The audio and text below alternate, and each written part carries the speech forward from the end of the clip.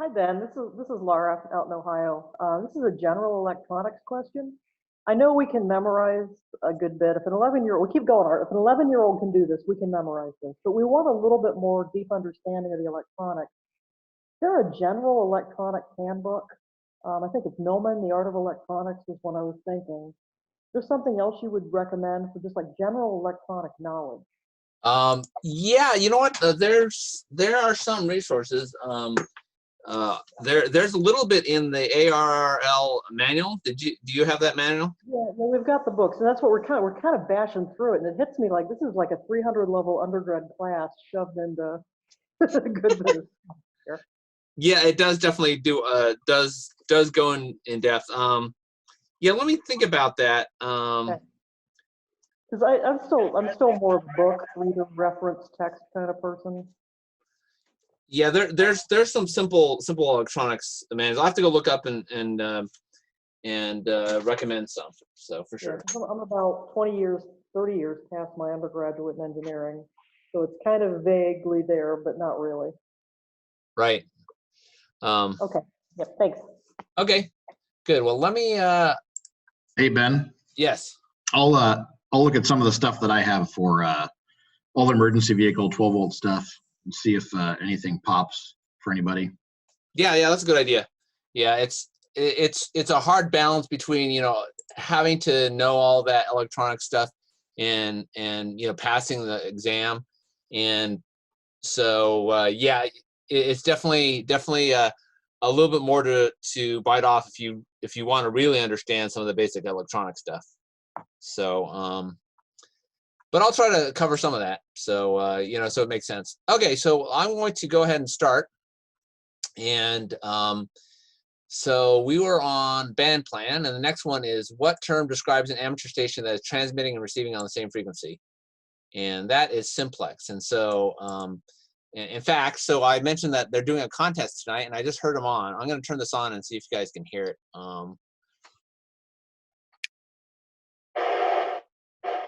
So I mentioned a contest before, but what happens is amateur radio operators will try to go on the air and try to make contacts, and there's all sorts of different kinds of contests, and most of them you need to exchange some information, and it's a good way to exercise and understand some of the skills. So it's a good practice. So they're actually running one right now. I don't hear them. I heard them a second ago when we were starting, but when they come back on, I'm going to interrupt and I'll answer them, and you can just at least hear what a contest sounds like, just as something for fun. So okay, so what is the following guideline from choosing an operating frequency for calling CQ? Listen first to make sure no one's using the frequency. I'm going to answer this guy here. So he's calling CQ, actually.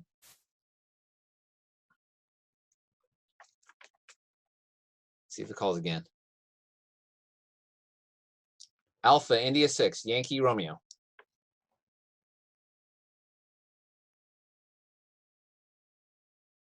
Nope, it didn't hear me. Okay, anyway, so if it calls back, I'm going to call him back. But anyway, so you're going to ask if the frequency is in use. Make sure you're in the assigned band, and it's actually answers all of the above. So basically, you want to make sure no one's using the frequency before you start calling CQ. And CQ is, again, is you're looking for anyone, anywhere.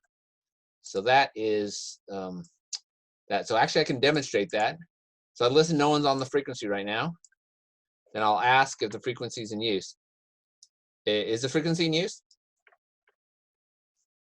CQ Sprint. This is Alpha, India 6, Yankee Romeo. Alpha, India 6, Yankee Romeo, CQ Sprint. Nope, no one listening. So anyway, that would be an example. Okay, so let's move on to VHF, UHF operating practices, SSB phone, which is single sideband, using FM repeaters. These are all different techniques. I'm going to try this again. Alpha, India 6, Yankee Romeo. Nope, didn't hear me. So, okay, I'll go back to that later. Anyway, So turn that down. Okay, anyway, so let's continue on. So what's the most common use of reverse split function? So this is when you're listening on a radio, when you're running to a repeater, there's actually a send frequency and a receive frequency. And you can use something called reverse split to listen to the other frequency, the one that is going to the repeater and not coming down to you. And that can be useful if someone's not able to get to a repeater, but you're actually close enough to hear them, or you can just hear what's going on. Now, if you ever do anything with radio, even not amateur radio, this is something like the fire and the police folks will use, because sometimes if you're trying to get to a repeater and you're in a bad spot, you can't hear the repeater, but you can listen on an input frequency and hear what's going on. So in the fire area, they actually will talk about a simplex channel that's on the same frequency, and that's what they're doing. So, and that's a little hard to figure out unless you operate. So that's definitely one of those things that you've got to operate to understand a little bit. What term describes the use of a sub-audible tone transmitted along with the normal voice audio to open the Squelch receiver? And the answer is CTCSS. So how this works is, especially in very busy areas of the world, there's something called a repeater tone. And it actually transmits a tone that you can't actually hear, which is in the background, which the repeater uses to figure out whether or not the signal's for them or not. So that's the sub-audible tone, and it's called continuous tone. I forget exactly what that is, but CTCSS is the thing. So anyway, and that is a setting that you'll see on all the radios when you program radios. Ben, I got a quick question about Squelch. So Yes. just having used those little, kid radios that you buy at the store, they have that Squelch button. When you push it, you just hear like static. Yes. So, yeah, how should we understand Squelch? Yeah. So here, let me demonstrate it for you guys. So just a second here. Look at my messy desk here. Okay. So this is a radio right now. I'm gonna turn it up. So this is a volume button and there's a Squelch button on here.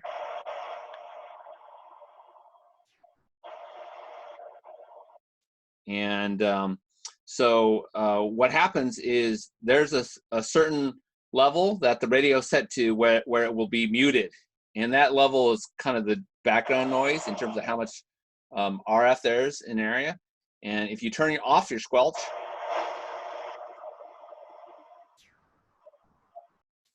and you'll hear it on, and then if the Squelch is set correctly, then when someone transmits, then you'll hear it. Let me go to, let's go to like a fire or police frequency around here just for the heck of it.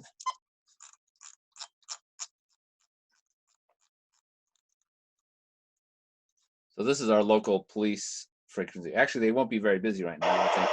But so normally, well, let's go to a different frequency here.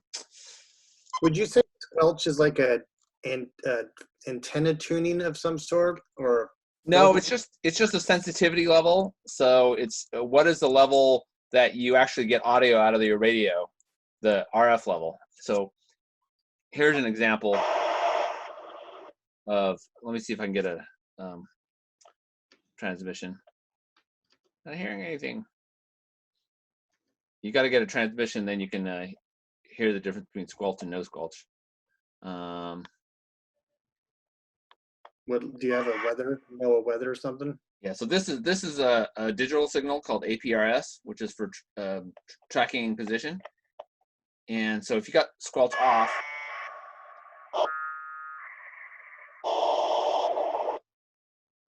so you'll see that you hear no audio right now until there's a transmission, if you have the Squelch set correctly. But if you turn it down, you'll keep on hearing noise even when the transmission's there.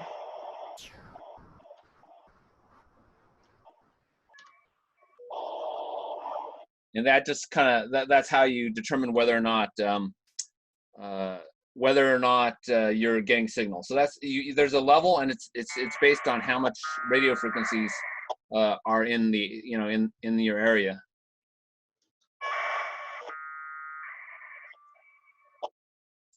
Okay, so let me turn that down. Okay. So here it says, if a station is not strong enough to keep a repeater's receiver squelch open, which of the following might allow you to receive the station signal? And the answer is listen on the repeater input frequency. So that is, if someone's got a really weak signal, sometimes you may be able to hear their transmission, even though they are very weak into a particular repeater. So, and that, let me see if I can, these guys are on the contest. I'm not sure if I can hear them or not. Yeah, that's gonna be hard to demonstrate. Okay. Okay, so these are, again, operating procedures. And here's the question. It's which of the following could be the reason you're unable to access a repeater whose output you can hear? And there's all these are correct. One is improper transceiver offset. So you may be trying to transmit and you may have the wrong settings on your radio.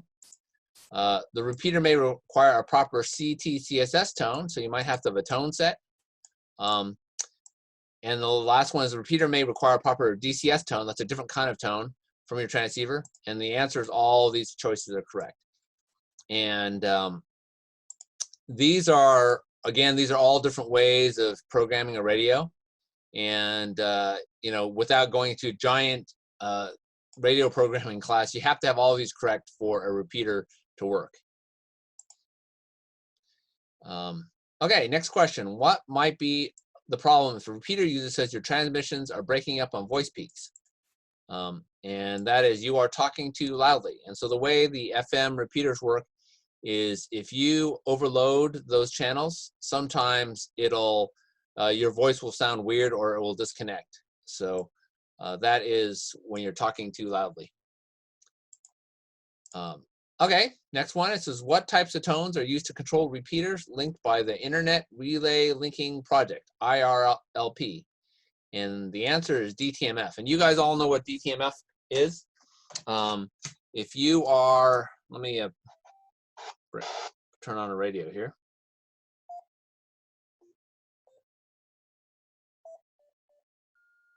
Okay, AI6YR.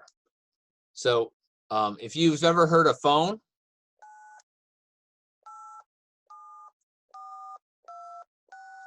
those are DTMF tones.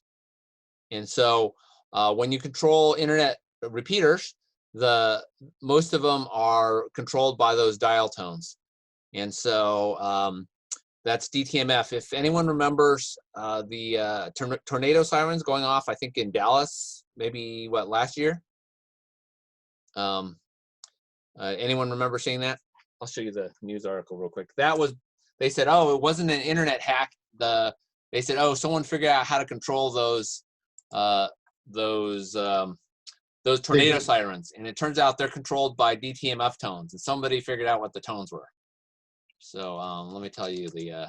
Yeah, in Texas, you said. Yeah. Yeah, that's right. Yeah, they set them off for like an hour or something overnight. Yeah.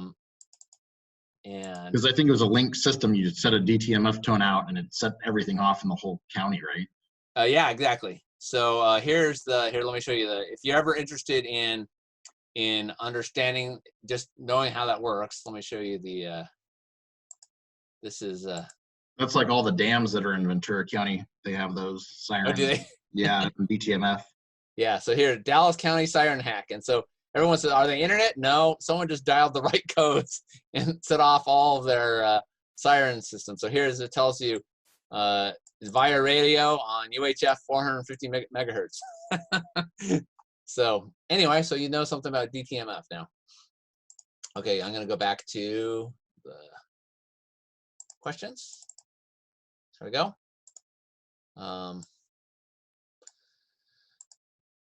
Okay, so some of these things are, again, operational, and I don't know why they put them in the in the question pool, but they have them in there. And one of them here is, how can you join a digital repeaters talk group? And the answer is, program your radio with the group's ID or code. So basically, with digital repeaters, there's a way to have multiple different groups on that same repeater. And so that's actually similar to like Zoom here, is you can actually have a lot of people using the same, Zoom system, but all of them are on different conferences. And that's what these digital repeaters do. A talk group, if you put the right code in, then you only see what you want to see. So that's the same thing with a digital repeater. That's like a trunked radio system, right? Yeah, basically. Yeah, it's basically like a trunk. Okay. Which of the following applies when two stations transmit on the same frequency interfere with each other? Common courtesy should prevail, but no one has absolute right to an amateur frequency. So the one thing about amateur radio is it is done by courtesy, so that you basically negotiate with all the other amateur radio operators to share the frequencies. And no one owns it. So no one can say, hey, this is my frequency, get off. You guys have to agree. So, oops, okay. Go back page. Okay. What is a talk group on a DMR repeater? And the answer is a way for groups of users to share a channel at different times without being heard by other users on the channel. So that is what we just talked about up there. There's a bunch of these that you have to remember, and we already went over these on the presentation, but the Q signal that indicates you're receiving interference from other stations is QRM. And sometimes people call that QR Mary. But the thing is, QR is noise and M is man-made. Which Q signal indicates that you're changing frequency? And that is QSY. And that's just a memorization thing. I don't know why they came up with that one. Why are simplex channels designated in the VHF-UHF band plans? So that stations within mutual communications range can communicate without tying up a repeater. And so this is pretty common. If you want to talk to your buddy across town, you don't need to use a repeater. If you can actually see him, you can talk to him on simplex. And this is the same thing with commercial radios, with fire radios. Is simplex, if you're within range, then you can communicate without having to go through a repeater, which is it's a limited resource, and you only have so many in one area. Where may SSB phone be used in amateur bands above 50 megahertz? And the answer is in at least some portion of these bands. And that's just a memorization one. Which of the following describes a linked repeater network? A network of repeaters where signals received by one repeater are repeated by all the other repeaters. There's a lot of repeating in there. But basically, a linked repeater allows you to transmit over a much longer distance. So an example of this is, let me see if I can find my example real quick. Ben, that's like a simulcast system, right? Essentially, yes. Yeah, for compared to the commercial stuff, it would be a simulcast. Let me show you a diagram if I can get to it. Just a second here. Okay, this is I'm going to show you a diagram as soon as I switch to the screen. Let's see right there. So this is a local amateur radio repeater network in Ventura County, and this is a link. This is a set of 1, 2, 3, 4, 5, 6 different repeaters, and they are all linked by RF links. So that if you are, let me see if I can make this bigger here. So if you transmit to this one here, Chatsworth Peak, for example, it actually sends a signal here, which also sends it to here and to here, and then so on, so that every single one of these repeaters sends out the signal, and vice versa. And the beauty of that is you can go a very long distance. For here, you can go from anywhere in the LA basin all the way up to Santa Barbara. And that is what a linked repeater system is. And you'll see up here, for example, this one has a whole list of ways to get into all these different repeaters, and they all sound like the same thing. So If you dial into one of these frequencies, you will hear the same transmissions and the same people talking because they're all linked together. So that is a linked repeater system. Ben, on Broadcastify, which one, I'm looking at my list here, which one is that? Is that KTZ 146.7900? Let me see here just a second. So if you go to Broadcastify, it is on, it's actually all the same thing, but it may be listed as, is it 145.200 maybe?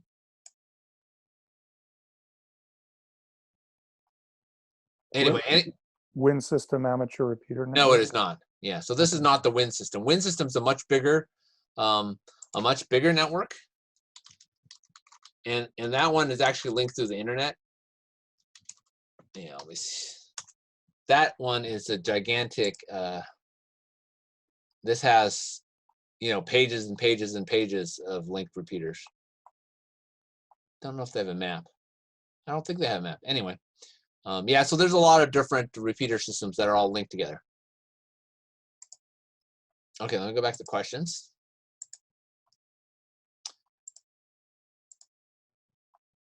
Okay, so these are public service, emergency, non-emergency, FCC rules. There's a lot of emergency questions, and just go over those one at a time. When do the FCC rules not apply to the operation of an amateur station? And what do you think it is? Never. FCC rules always apply, because if that's who makes up the rules. So you can never operate an amateur station without following the FCC rules. NCS, what is meant by the term NCS in a net operation? And that is a net control station. That's the person in charge of running the net. And a net is really kind of like a discussion group. You'll see when amateur radio operators are talking, they usually share the air, and the net control station is the one who decides who is supposed to be talking. Next question is, what should be done when using voice emotes to ensure that voice messages containing unusual words are received correctly? Spell the words using a standard phonetic alphabet. And we talked about phonetic alphabets in the slides. And so that should be self-explanatory. And what do RACES and ARES have in common? Both organizations may provide communications during emergencies. And so most areas, if you're in an area, you look for a RACES or ARES group, you're going to have one or both. These are the folks that tend to do communications for police and fire or whoever, if communication falls out, more or less. And they also do a lot of volunteer events. Next question, what does the term traffic refer to in a net operation? And that is formal messages exchanged by net stations. So you'll hear people say, do you have any traffic? And they're referring to a message. Well, we talked about this one before. Which of the following is an accepted practice to get the immediate attention of a net control station when reporting an emergency? Begin your transmission by saying priority or emergency followed by your call sign. And that, we talked about that as well. By the way, you can also say break, break. Don't use priority, emergency, or break, break in normal conversation on an amateur radio. You don't want to be calling that out if you just need to, add some information, or if you heard something. This is only for, very important information. So next, which of the following is an accepted practice for an amateur radio who has checked into a net? Remaining on frequency without transmitting until asked to do so by a net control station. So when you have a net, people are checking in. You do not talk until the net control station says, go ahead. So if I checked in, they'll say, okay, I have you, AI6YR. And then later they'll go, okay, AI6YR, it's your turn. So that's what this is all about. Which of the following is a characteristic of good message handling or good traffic handling? Passing messages exactly as received.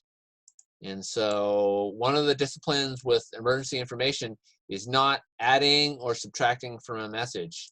You know, if they say, hey, there are 25 patients at the hospital, you don't add, oh my gosh, 25 people are going to die. You know, you say there are 25 patients at the hospital. You don't add anything. So, you know, accuracy counts. Are amateur station control operators ever permitted to operate outside the frequency privileges of their license class? And the answer is yes, but only if necessary in situations involving the immediate safety of human life or protection of property. So you're not supposed to transmit outside your license class unless there's something where, you know, someone's life's in danger, or it says protection of property. So I guess if someone's house was about to burn down or something, you could also do that. What information is contained in the preamble of a formal traffic message? And a preamble is, and this is a very long thing, there's actually a format that people use for passing traffic. And this is just a definition you need to know, which is the information needed to track the message. In practical aspects, they ask you this, but having been involved in hurricane stuff, all that goes out the door by the time the real emergency shows up. They like to try to follow this stuff, but I found that in practical matters, a lot of this stuff gets dropped on the floor when people are trying to deal with life and death. So anyway, if you do informal traffic net, so this is in normal times, they do say, oh, you know, this is going to go to Joe in Miami, and there's 500 words in this message, blah blah blah blah blah. But that's a formal traffic message. And the next one here is, what is meant by the term check in reference to a formal traffic message? And the answer to that is the number of words or word equivalents in the text portion of the message. So I don't know if anyone here has a technical background, but if you've ever heard of checksum, that is where check comes from. And basically they say, for example, oh, I have a message which has 40 words, and that is the check. This is so people know that as many words as you said were sent, were sent. Next question is, what is the amateur radio emergency service? And we talked about this. And it's licensed amateurs who have voluntarily registered their qualifications and equipment for communications duty in the public service. Just definitions. So, okay. So the next section here is radio wave characteristics. And 2 seconds while I see what's burning. If you don't have, does everyone here have pulse point if your area supports it? Pulse point is, yeah, so Pulse Point is an app that tells you what's going on in your local area. And I'll show you just for fun. This is not an amateur radio thing, but it is kind of related. Let me. Hey Ben, do you know? Want to know what the notes say on the fire? Sure, why not? Apparently, there's a fire under the freeway, smoke and fire scene from both sides of the 101. Oh yeah. Yeah. So I'll show you what the web version of this is as soon as I change the screen. There's a version of this that runs on your phone as well. If I got the right window, did I get the right window? No. Yeah, that looks like it. It's just on County Fire's website. Yeah, here we go. So here, this is why my phone's set for alarms there, and this is actually go back to here. Is vegetation fire northbound 101 at the 33, over by Chris's house, and this is the units that are on it. And here it says Battalion 2, Medic Engine 1, and Medic Engine 102. So if in your area, Pulse Point can be useful. And you can figure out what's going on in your area. This is if you've got cell phone service, obviously, and it's worth loading. And then you can also hear the radio here, or you can actually just dial it in on your amateur radio when you're licensed. So, okay. enough of that distraction. Let's go back to the test questions. Okay, so a lot of these are going to be just operating techniques they want you to know, even if you don't quite know how it works. And so we'll go over that. What should you do if another operator reports that your station's 2-meter signals were strong just a moment ago, but now they are weak or distorted? And 2 meters, if you guys remember, is a handy-talkie or walkie-talkie kind of thing. And it turns out that if you move a few feet or change the direction of your antenna, if possible, reflections may be causing multi-path distortion. So with 2 meters, you can move even just a few inches one way or another, and the quality of your signal can be quite different. So that is, if you're weak or distorted, try moving a few feet or changing the direction of your antenna. Next question is, why might the range of VHF and UHF signals be greater in the winter? Less absorption by vegetation. So in the winter, when there's not a lot of trees, it turns out that radio signals travel a lot farther, and part of that reason is because there's no trees. So this is also why if you're out in the middle of the ocean, your radio works a lot better because there's no trees in the way. Doesn't the radio waves skip off the ocean? Yes, that too. Yes. What antenna polarization is normally used for long distance weak signal CW and SSB contacts using the VHF and UHF bands? And this is just something you just have to know is horizontal. And that's just because that's what people use.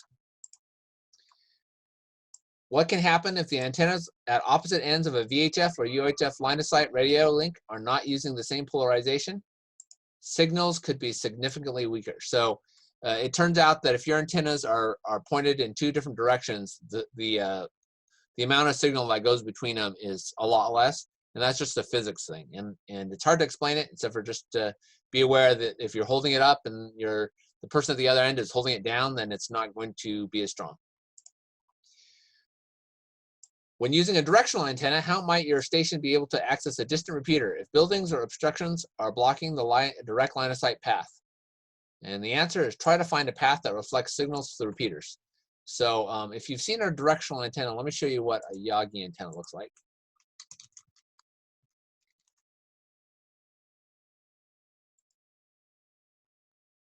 And just a second here. If I share the right screen.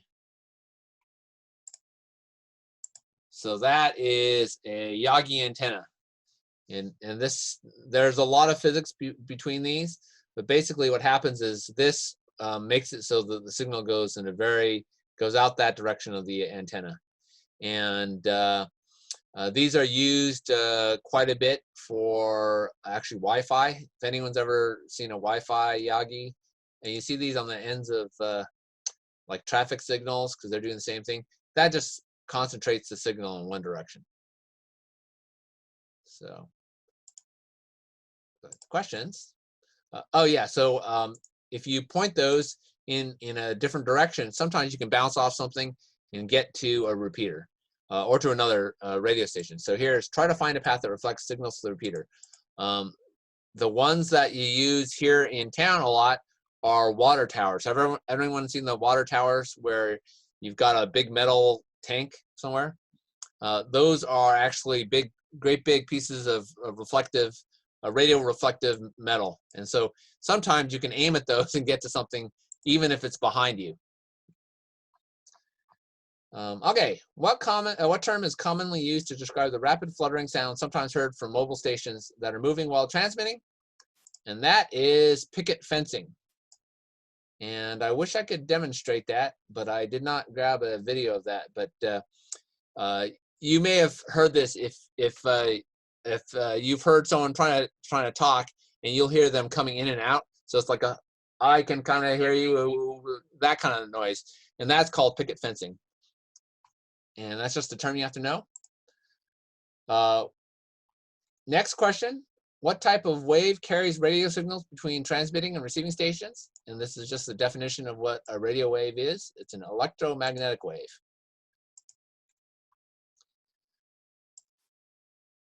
Next question is, which of the following is a likely cause of irregular fading of signals received by ionospheric reflection?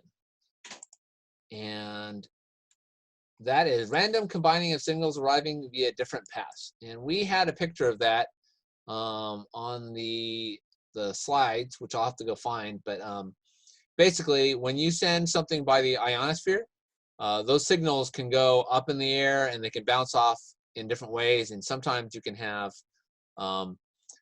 signals that go in and out. That's fading, irregular fading.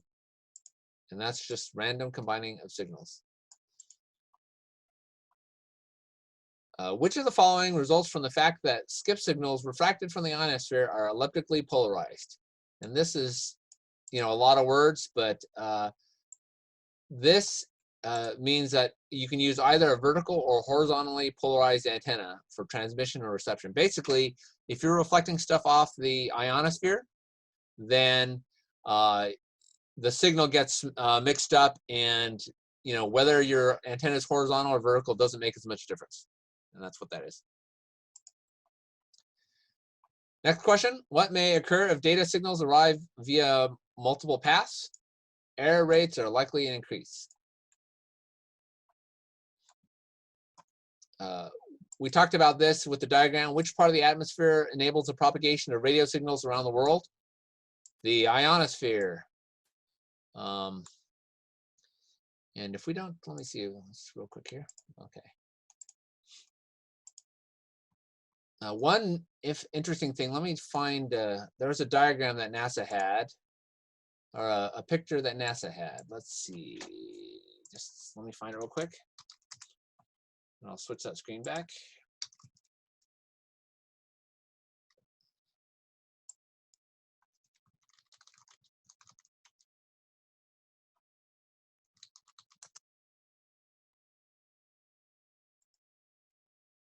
Okay, yeah, here, let me show you the, see if it's a good one or not.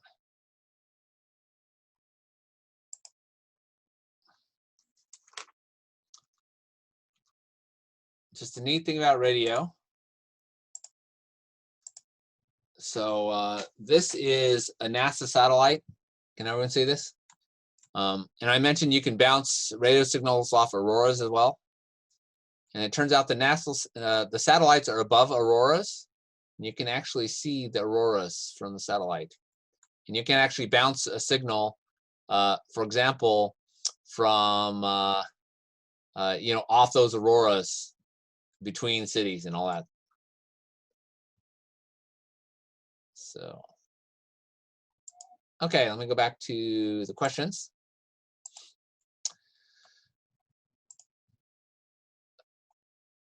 Okay, how might fog and light affect radio range on the 10-meter and 6-meter bands? And this is just a memorization one. It says fog and light rain will have little effect on these bands.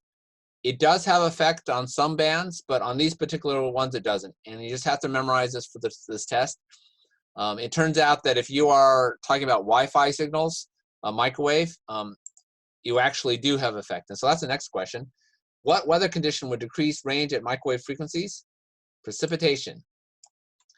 And I don't know if anyone's heard it, but they're trying to predict weather now using measurement of how well cell phones are working and how well Wi-Fi is working.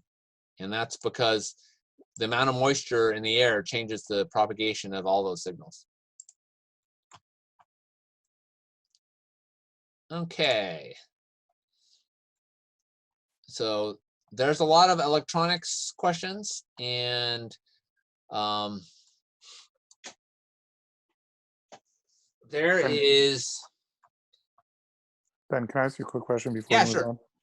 on? Polarization, is that just direction of the signal?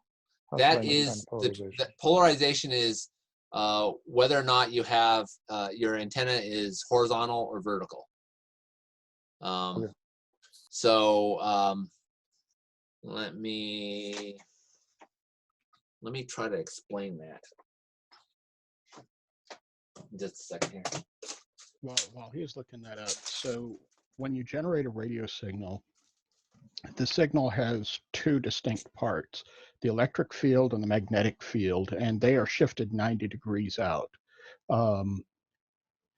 That is where you get the first part of your polarization. The antenna is going to radiate electrical radio energy one direction and magnetic energy a different direction. So you get your polarization from that. Thanks.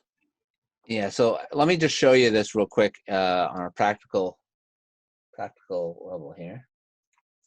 If I can find this. Okay, so here you've got a couple of radios. And so this is actually considered vertically polarized because I'm going to drop that. Because the radio antennas are straight up and down. And horizontally polarized is this way. And so when you have radio signals going from electromagnetic signals trying to go from one antenna to another, if they're matching, they do a lot better. The strength's a lot better. If they're not matching, then they're actually they end up being out of phase and are not as strong. And so that's why when we're talking about if you are trying to talk to a repeater, you want to be vertically polarized, because that's how repeater antennas are. If they all decided to be horizontal, then you'd have to be this way as well. But everyone's decided that vertical is better than horizontal for those. But again, we mentioned on the high frequency bands, when you're bouncing it off the sky, then it doesn't matter because it's bouncing off clouds or the ionosphere, and it ends up not being a factor. Okay, so hopefully that's kind of useful. Thanks. Does that relate at all to a polarized plug? Not really. That's not. I mean, they call it polarized, but that's because there's only one way it goes, positive or negative. But it is not related to radio waves, and it's not related to the principle. They just use polarized because there's a positive and a negative. So it's kind of like polarized sunglasses. Probably if anyone has experience with those.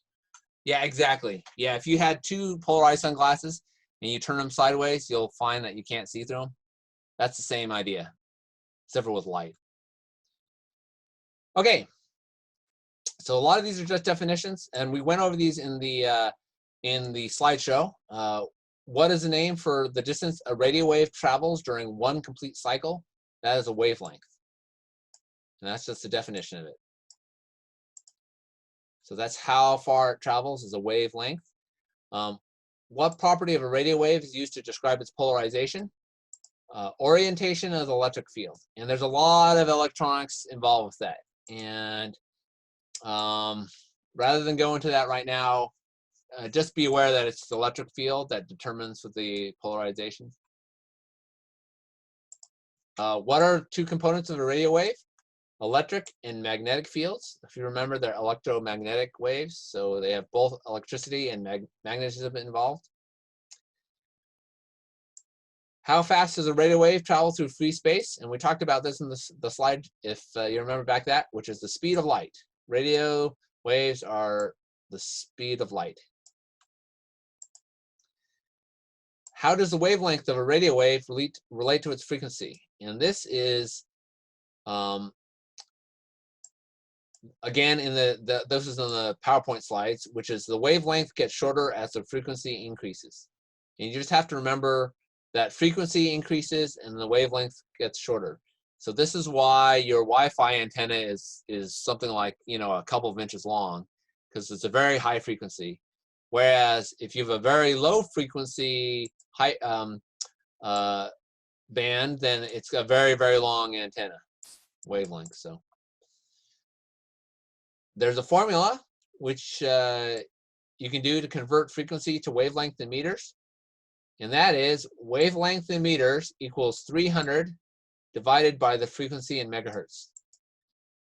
You can actually use that to answer all the meters versus frequency questions later if you want, though there's only 2 of them.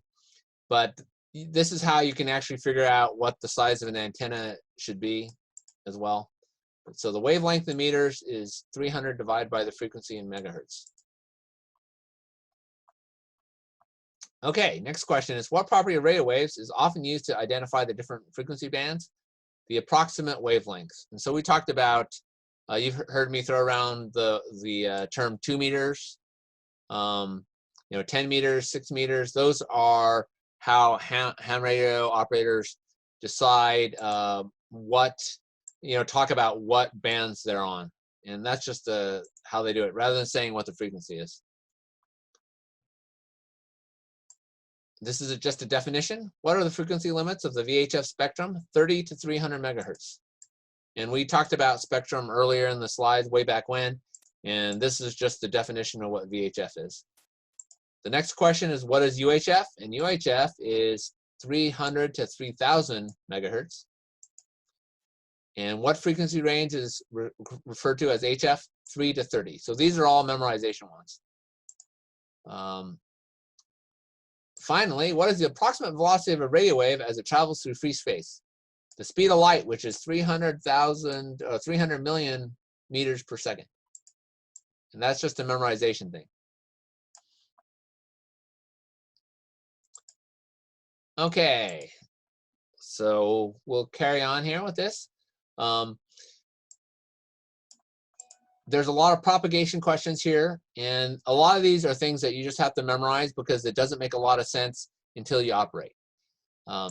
Here it says, why are direct, not via repeater, UHF signals rarely heard outside your coverage area? And the reason why is because they are not usually reflected by the ionosphere. So you don't usually hear police and fire frequencies beyond your own area because they don't bounce off the ionosphere, usually. Which of the following is the advantage of HF versus VHF and higher frequencies? Long distance ionospheric propagation is far more common on HF. This is why I can sit here in Los Angeles and I can talk to someone in Chicago or New York or all the way in China or in India, is because it bounces off the ionosphere. So that is the advantage of HF, high frequency.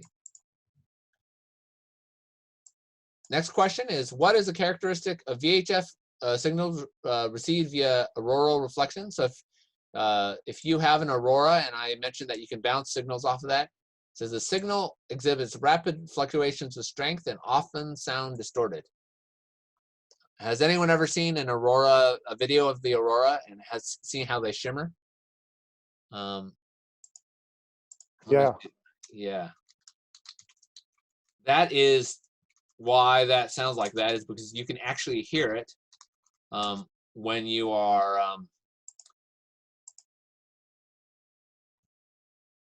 see if I can. Let me see if I can bring this up real quick. And that is just so you understand what they're asking.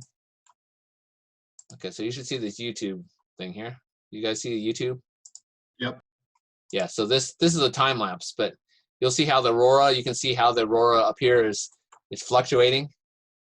And when you're on the radio using that to bounce radio signals, you actually hear it as it does all that, which is kind of cool. Okay, let me go back to the questions. Okay. Some of these don't make a lot of sense, again, until you operate. It says, which of the following propagation types is most commonly associated with a strong occasional over-the-horizon signals on 10, 6, and 2 meters? And there's something called sporadic E. And there's a lot of physics and weird weather stuff and whatnot, which causes these particular bands to skip. And we won't go into that, but I think it's only during the summer, or mainly during the summer.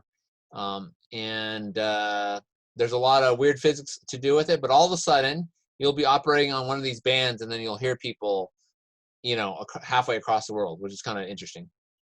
But they just want you to know what the definition is, sporadic E. Which of the following effects might cause radio signals to be heard despite obstructions between the transmitting and receiving stations? And there's something called knife edge diffraction. So sometimes the edge of a mountain or the edge of a building can help get signals between even though you're obstructed. There's a lot of math involved here, but if you've ever done any physics, to do with optical diffraction. It's the same kind of thing. Okay, what mode is responsible for allowing over-the-horizon VHF and UHF communications to ranges of approximately 300 miles on a regular basis? Tropospheric ducting. And what tropospheric ducting is it turns out that if you have a warm, I think it's a warm Earth and a cold sky, it ends up having, it creates a inversion layer. Has everyone heard of an inversion layer before? So when there's an inversion layer, it turns out the VHF and UHF signals can bounce between those two layers. So this happens between San Diego and Los Angeles a lot, is the ocean is hot and the sky is cold, and then all of a sudden you can hear communications between LA and San Diego, and actually all the way to Mexico, Baja, Mexico. And that's just because the signals bounce off the ocean or wet ground, and then they bounce back up into the sky and hit that cloud layer and then bounce back down. So it's an interesting thing to know about. What band is best suited for communicating via meteor scatter? And I mentioned you can send radio signals over across, when the meteors are out, you can actually send signals from one place to another, and that's 6 meters. And that's just, you have to know that. What causes tropospheric ducting? And I just talked about that. Temperature inversions in the atmosphere. What is generally the best time for long distance 10-meter band propagation via the F layer? And this is just a memorization one. It says from dawn to shortly after sunset during periods of high sunspot activity. So basically daytime with sunspots. That's just a memorization thing. Which of the following bands may provide long distance communications during the peak of the sunspot cycle? 6 or 10 meters. And that's another memorization one. And last one on this page is, why do VHF and UHF radio signals usually travel somewhat farther than visual line of sight between two stations? The answer is the Earth seems less curved to radio waves than light. So line of sight for radio is a little bit farther than actual line of sight visually. Okay, so let's go on to some of these are station setup questions, and we'll do a couple of these, and then I'll answer questions and whatnot. So what must be considered to determine the minimum current capacity needed for a transceiver power supply? And all of these are correct. The efficiency of the transmitter at full power output, receiver and control circuit power, power supply regulation and heat dissipation, all of these choices are correct. And this basically is, think of this as a power outlet strip, is how much power do all the things that are plugged into that power outlet, that power supply, use, and do you have enough power? And these are all the factors for that. So all of these are correct. How might a computer be used as part of an amateur radio station? And obviously you can use a computer for everything. It's all these choices that are correct, is logging contacts and contact information, sending or receiving CW, Morse code, so you can actually do that on a computer, for generating and decoding digital signals. So all those are correct. And that's just a few of them you can do for. Next question is, why should wiring between the power source and radio be heavy gauge wire and kept as short as possible? And the answer is to avoid voltage falling between below that needed for proper operation. Basically, the farther you are away from your power source, the less voltage there is available. And there's a lot of physics and electronics behind it, but basically the bigger wire you have, the better. If anyone's ever wired up a car stereo, that's why car stereo wires are so big, is to make sure you've got as much power as possible. The other reason why is if you've got too much power, not enough power to your radio, and not a heavy enough gauge wire, you could also actually cause a fire because it tries to pull as much current as possible. So that's to avoid voltage falling below that needed for proper operation. These, you guys are probably not going to do any digital mode operation right away, but just so you know, what computer sound port is connected to a transceiver's headphone or speaker output for operating digital modes? And the answer is microphone or line input. So if you've got a radio and you want it to go into your computer to hear the sound, you have to put it in the microphone port. Okay, next question. What is the proper location for an external SWR meter? So SWR, if you remember, is standing wave ratio, and that's used to measure how well your antenna works. And therefore, it says in series with the feed line between the transmitter and antenna. And basically, you have to, in order to measure your antenna, it needs to be that meter has to be between the transmitter and the antenna. I think there's a diagram of that in the slides, which I'd have to pull up. Okay, well, I'm going to finish out this page, and then we'll if you have questions or if you had anything that you want to explain, I'll go over those. Which of the following connections might be used between a voice transceiver and a computer for digital operation? And the answer is receive audio, transmit audio, and push to talk. And those are the three things that you need to have a radio work. And obviously, you have to have all those connected to a computer if you want the computer to do the same thing. Next question is, how is a computer sound card used when conducting digital communications? The sound card provides audio to the radio's microphone input and converts audio to digital form. That's what a sound card does. So, next question is, which of the following conductors provide the lowest impedance to RF signals? And so what conductors are the best for RF signals? Flat strap. And that's just a memorization thing. One way to think about it is the more metal there is, the better usually. Which of the following could you use to cure distorted audio caused by RF current on the shield of a microphone cable? And the answer is a Ferrite Choke. Has anyone ever seen, I'm sure everyone's seen a Ferrite Choke. You may not know it. If you have a power adapter, those are on almost all power adapters nowadays. And if I can find one, I will show you what it looks like.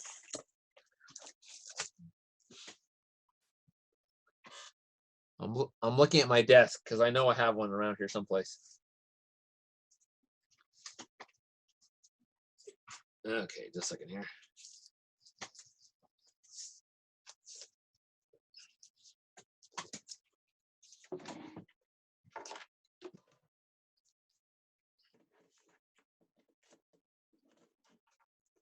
Just a second while I unplug my laptop, which is where the Ferrite Choke is connected to.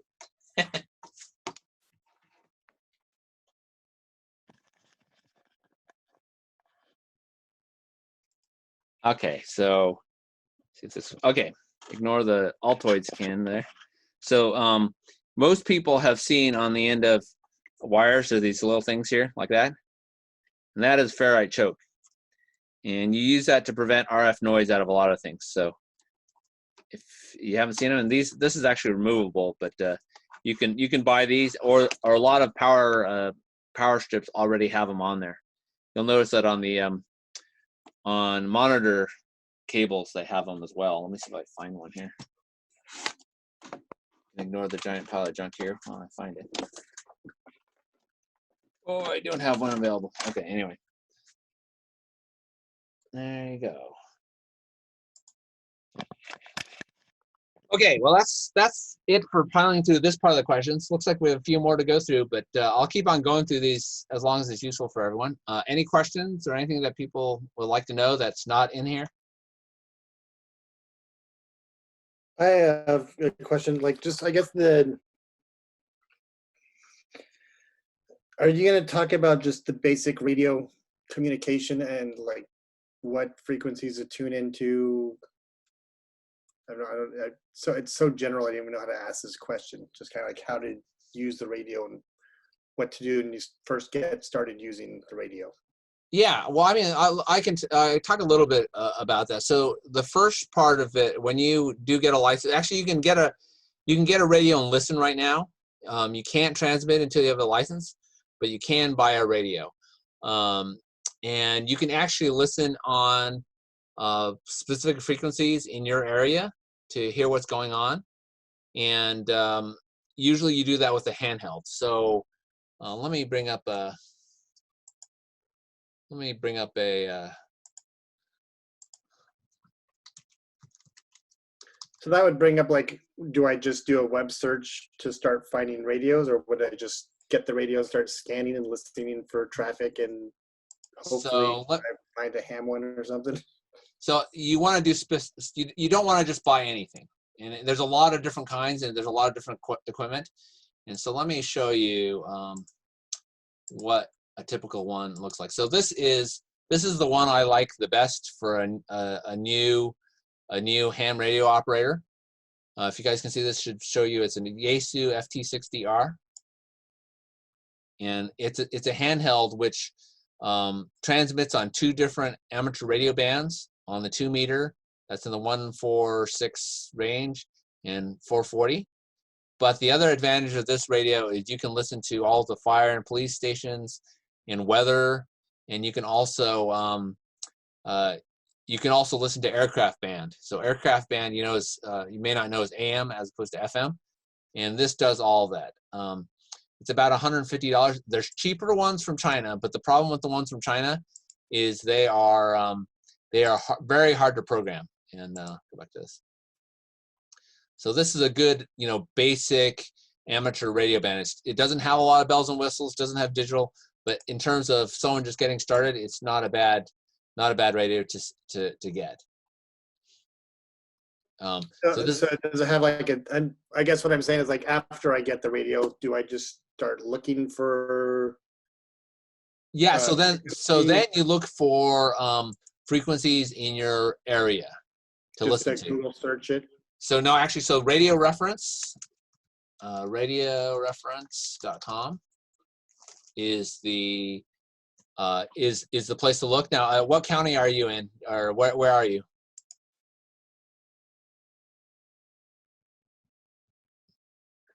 I'm muted.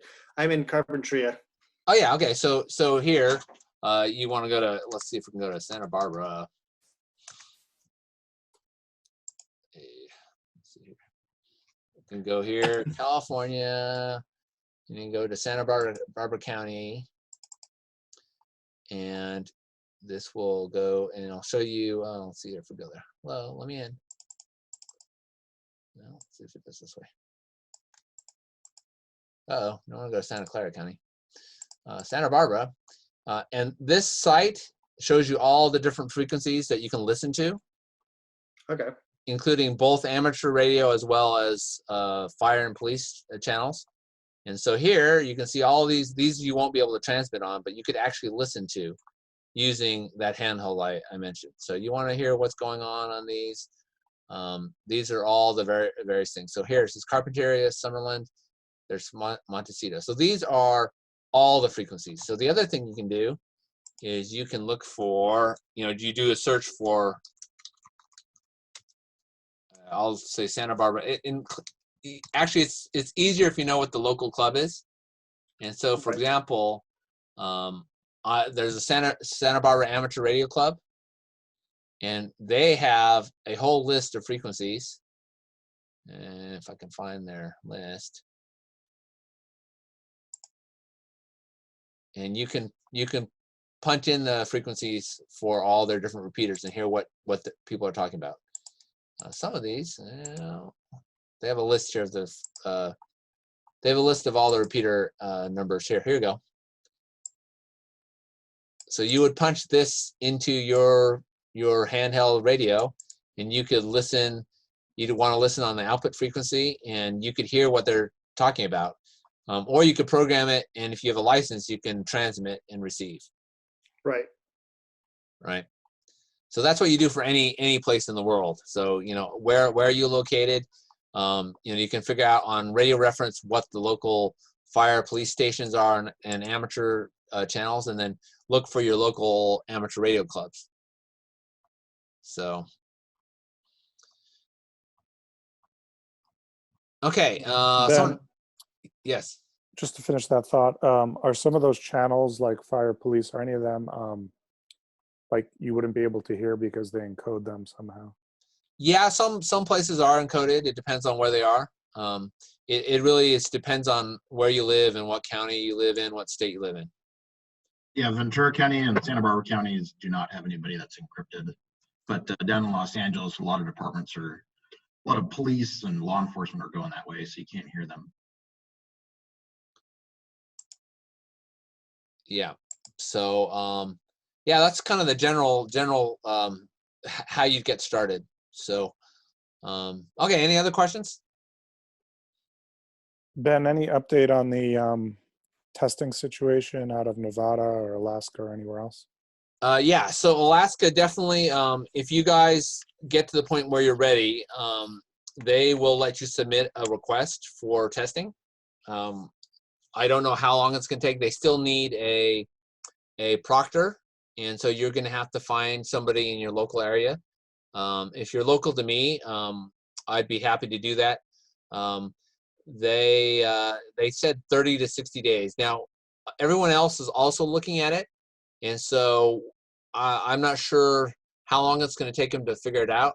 But the longer everyone is locked down and under social distancing, I think the more they're going to want to do it quicker. There's a little bit of a politics on that. Is some of these amateur radio folks are going, oh, this is only going to be a few months, so we don't need to go through all the pain. And then other people going, well, you got a lot of people who want to get a license. You don't want to push them off for 6 months, right? So the Nevada folks are probably going to try to do it again. And then Alaska, you can submit a request, and again, their only requirement is someone's watching you. So.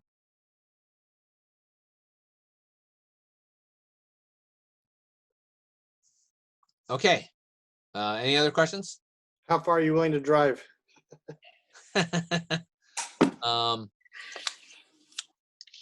Probably SoCal. We'll see when we get there. We'll see. There's other folks who'll do it too. I think the main thing is just making sure that you're not making it.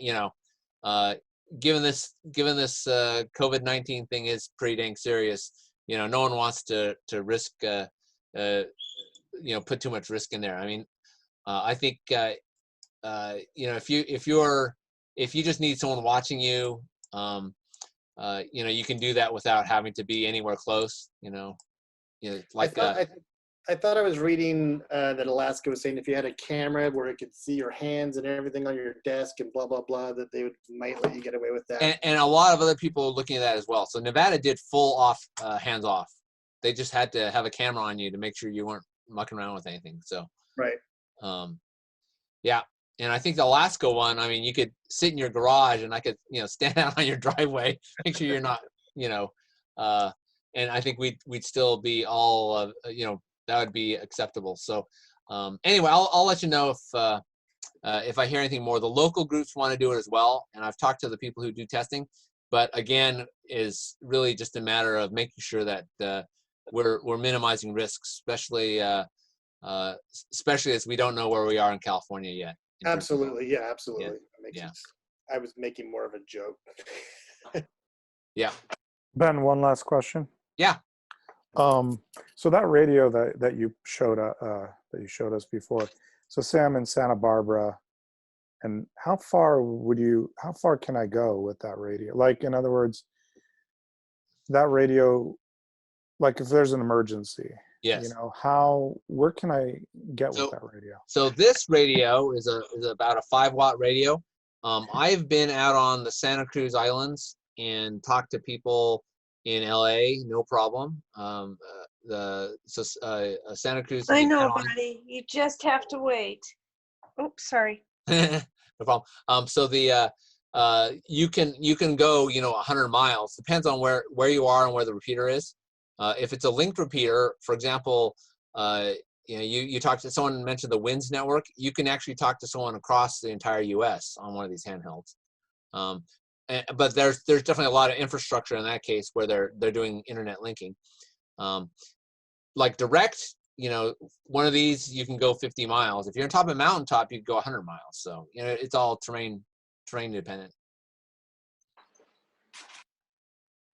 If you just to show you what the other, if you're talking about doing long distance, then you actually have to get a general class license to use those radios. but these are those bigger radios, something like this, and those will go across the world. So that's kind of the difference. Big difference price too, by the way.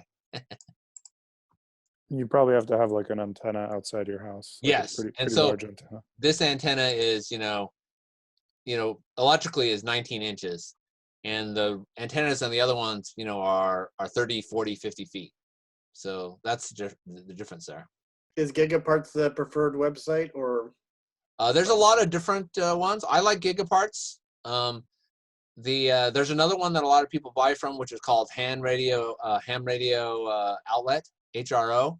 I don't buy from those guys because every time I go into the shop, they insult me. So I buy from Gigaparts instead.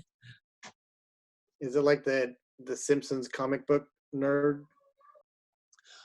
No, the HRO guys, for some reason, I think it's because one of their guys is like an old crusty guy that doesn't think anyone under the age of 50 knows what they're doing. And then I don't fit the typical retired ham look, so he always goes, "What are you doing in here?" Or maybe he's just cranky. I don't know. Way to be accepting. Yeah, exactly. I think they shouldn't put him in there because all the new hams don't really appreciate it. You know what I mean? So, Yeah. like if you want to build up your user base, you don't put the guy who doesn't like, anyway. So, yep. Okay, good. Well, that's it, and we'll just keep on plugging through these questions as long as it's useful, and I'll try to do one on Wednesday again at 7. And feel free to send me a question. I think everyone here's got me on Twitter. If you have a question, let me know, and I'll push you into a DM. They're not open, but I definitely will DM everyone. So. Hey Ben. Thanks so much. Yes. I got a question. I was looking at the ICOM radio. I think that was a picture that you showed in one of the earlier webcams. Yeah. And I'm looking at the features and details on this. And would the AM for emergency services be explicitly stated in features and details, or is it in the frequencies that it uses? It's the frequencies that you are receiving. So not every radio receives all frequencies. So for example, this handheld is receiving for VHF and UHF and other things. Those are all very useful for emergencies. Some of the bigger radios may work for high frequency and across the world, but they won't work for local stuff. So that's the key. If you have a question about equipment, you got to ask. You should probably ask another amateur radio operator. We'll give you, if the joke is, if you ask 5 amateur radio operators what the best radio is, you'll get 25 answers. Yeah, got it. Okay. Yeah. So if it just simply says this one has a range of transmission from 144 to 148 megahertz and receive 136 to 174 megahertz. Right. So that's a VHF radio. Okay, so that isn't sufficient then.